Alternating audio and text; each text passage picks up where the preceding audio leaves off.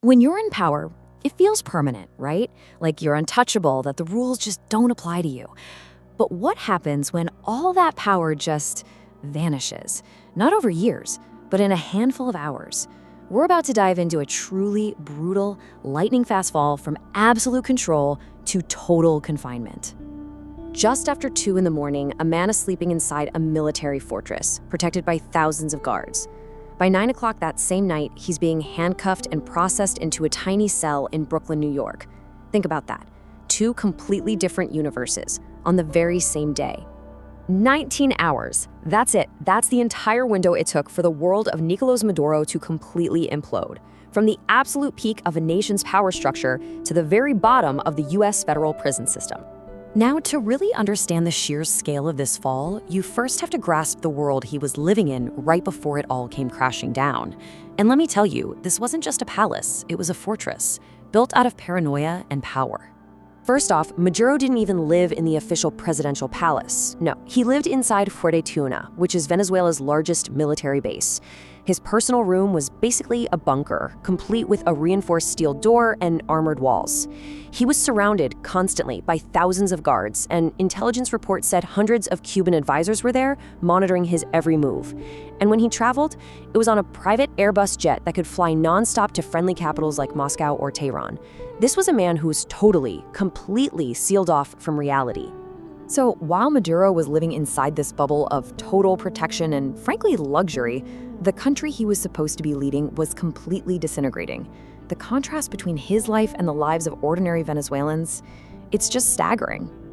The numbers are honestly hard to wrap your head around. Between 2014 and 2021, the country's entire GDP just plummeted by 88%. That's the biggest economic collapse in modern history for a country not at war. Nearly 83% of the population fell into poverty, and over half were in extreme poverty. And if you want one stat to sum up the absolute chaos, this is it. Accumulated inflation since 2016 was almost 54 million%. It got so bad the government had to literally chop 14 zeros off the currency just so people could use it. I mean, the minimum wage was about $4 a month, but a basic basket of food cost over $500. It didn't work. And of course, this kind of collapse has a massive human cost. 7.9 million people, that's almost a quarter of the entire population, fled the country. By 2024, it had become the largest refugee crisis on the entire planet. Worse in Syria, worse in Afghanistan. So, while all of this was going on, what was the view from the top? Well, this. In 2018, with 87% of his country in poverty, with the average person having lost almost 20 pounds because they couldn't get enough food, Maduro was filmed in Istanbul enjoying a $275 steak served to him by the celebrity chef Salt Bae. The disconnect, it was just beyond belief. But, that level of impunity, it can't last forever. The walls started closing in, led by the United States government, and his own actions really set the stage for one of the most dramatic takedowns in recent history. It really began back in March of 2020. That's when the US indicted him for narco-trafficking and put out a $15 million reward. But the pressure just kept building. Then, in August of 2025, that reward was jacked up to $50 million, the highest in US history. That's what really set the final wheels in motion, leading directly to the launch of Operation Absolute Resolve just a few months later. The operation itself, it was something straight out of a movie, a textbook display of Special Forces precision. At 2:01 a.m., a massive force of over 150 aircraft carrying elite units like Delta Force just blew through Venezuelan airspace. The defenses at the base, Fuerte Tiuna, they opened fire, but the assault was just overwhelming. They breached the perimeter gates, and in all that chaos, they intercepted Maduro in a hallway, just seconds before he could have reached the safety of his armored room, his final line of defense. He never even got to it.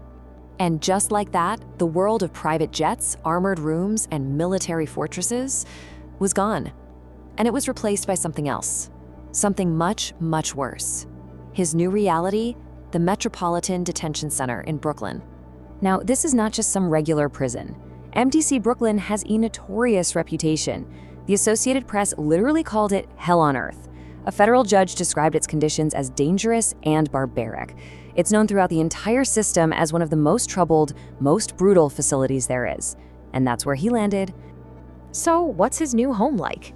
Well, he's in what's called the Special Housing Unit, or SHU. The cell is tiny, about 5 square meters, 6 by 9 feet. The furniture is a metal bunk and a steel toilet sink combo, all bolted to the floor. There are no windows. And the light? It's on 24 hours a day. It is never, ever turned off. His daily routine is it's a kind of suffocating monotony. He spends 23 hours a day locked in that cell.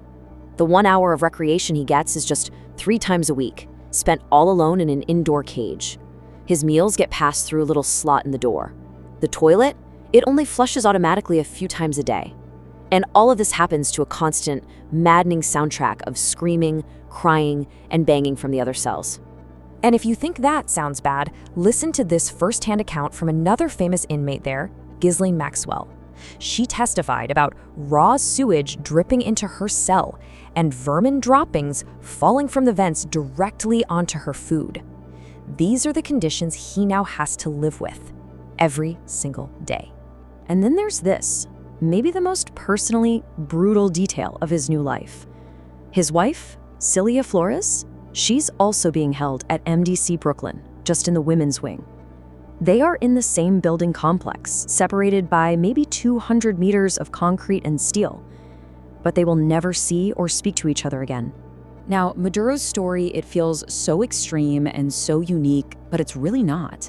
His fall from grace is actually part of a very old, very predictable historical pattern, one that other leaders who thought they were untouchable have learned the hard way. Just look at the comparison with Panama's Manuel Noriega. The parallels are eerie. Noriega was captured by U.S. forces on January 3, 1990, exactly 36 years to the day before Maduro. But there's one crucial difference that changes everything. Noriega was granted prisoner of war status. That gave him certain privileges, like a private cell with a TV. Maduro was denied this status, which means he's subjected to the absolute harshest conditions possible. And Maduro actually tried to make that case himself. In his first court appearance, he stood up and told the judge, "My name is President. I consider myself a prisoner of war." It was a desperate plea, and it fell on completely deaf ears. The court simply did not recognize his claim to power.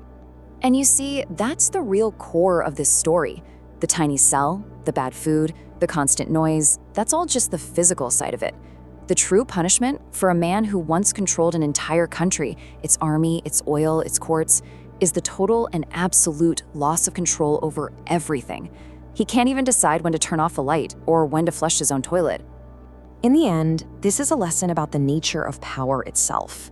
It feels permanent, it feels absolute, and it makes the people who have it believe that the rules just don't apply to them. But history shows us time and time again that the pattern repeats. So the question we're left with is, who's going to be next? Who's in power right now, so sure that they're the exception, right before they find out they're just the next part of the pattern?